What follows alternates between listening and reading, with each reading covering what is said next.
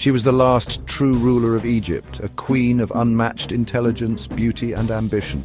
Cleopatra VII, her name is legendary, but beyond the romance and myth lies a story of power, betrayal, and war that changed history forever. This is the real story of Cleopatra.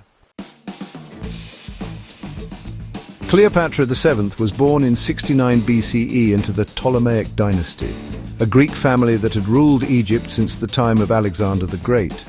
Though they ruled an ancient kingdom, they were not Egyptian by blood.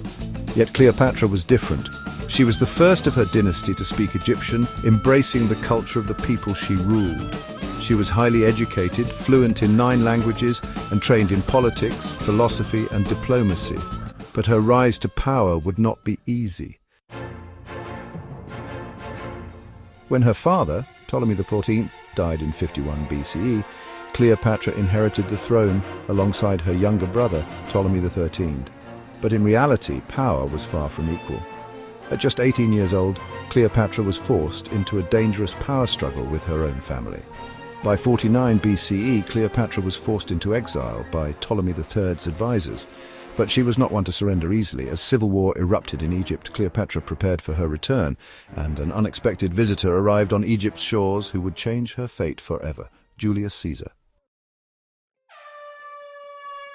In 48 BCE, the Roman general Julius Caesar landed in Alexandria in pursuit of his rival Pompey the Great. But he was shocked to find that Ptolemy XIII had already executed Pompey, hoping to gain Caesar's favor. Instead, Caesar was outraged. Seeing her opportunity, Cleopatra devised a bold plan. According to legend, she had herself smuggled into Caesar's palace, wrapped in a carpet, to plead for his support. Caesar, captivated by her intelligence and ambition, sided with Cleopatra. Together, Cleopatra and Caesar waged war against Ptolemy XIII. The conflict ended in 47 BCE at the Battle of the Nile, where Ptolemy drowned trying to escape. With her brother dead, Cleopatra was restored as queen. Cleopatra became Caesar's lover, and soon after she gave birth to a son, Caesarion, whom she claimed was Caesar's rightful heir. But as their relationship grew, trouble was brewing in Rome.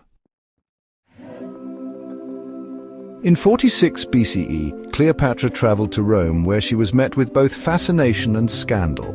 She lived in Caesar's villa, was honored as a foreign queen, and even had a golden statue of herself placed in Caesar's temple. But not everyone welcomed her presence.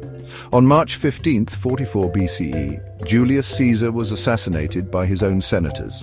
Cleopatra, now vulnerable in Rome, quickly fled back to Egypt. With Caesar dead, Cleopatra had lost her most powerful ally. But she still had her son, Caesarion, whom she hoped would one day rule both Rome and Egypt. Yet Rome was now in chaos, and a new power struggle was beginning, one that would introduce her to Mark Antony. In the power vacuum left by Caesar's death, Rome was divided between Octavian, Caesar's adopted heir, and Mark Antony, Caesar's top general. In 41 BCE, Antony summoned Cleopatra to meet him in Tarsus. Cleopatra, knowing the power of spectacle, arrived on a magnificent golden ship, dressed as the goddess Aphrodite, while her servants played the roles of cupids. Antony, completely captivated, fell under her spell. What began as a political alliance soon became a passionate romance. Antony and Cleopatra became inseparable, and together they dreamed of ruling the world.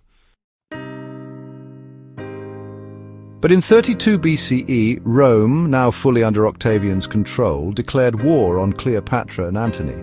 The final battle came at Actium in 31 BCE, where Octavian's fleet crushed Cleopatra and Antony's forces.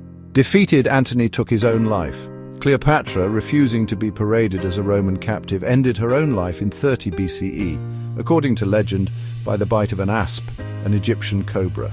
With her death, Egypt fell to Rome, marking the end of the Ptolemaic dynasty and the beginning of Roman rule.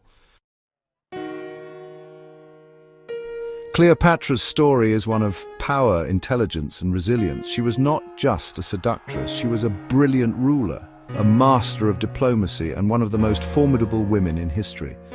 Though her empire was lost, her name lives on forever.